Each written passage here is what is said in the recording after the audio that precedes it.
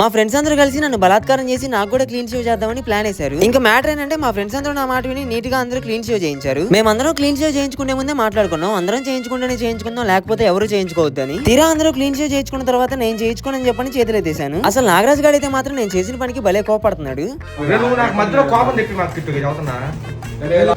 అర్థం చేసుకున్నాను, మోసం చేశా, అత్తప్ప అన్న. వీళ్ళందరినీ మోసం చేశాను, నా మీద పగబట్టేసి వీలే ట్రిమ్మర్ తీసుకొని నాకు షేవ్ చేయడానికి రెడీ అయిపోయారు. ఆ రోజు నేను పెట్టిన గావు కేకలు ఇంకా సలూన్ షాప్ అన్న చెవిలో ప్రతిధ్వనిస్తూనే ఉంటాయి. మొత్తానికి ఎలాగోలా వీళ్ళ దగ్గర నుంచి ఆ సలూన్ షాప్ అన్న సహాయంతో తప్పించుకున్నాను. అసలు ఒక్కొక్కడు నా మీద అయితే చాలా కోపంగా ఉన్నారు. నాగరాజ్ గడ్ అయితే మరీ ఇంకా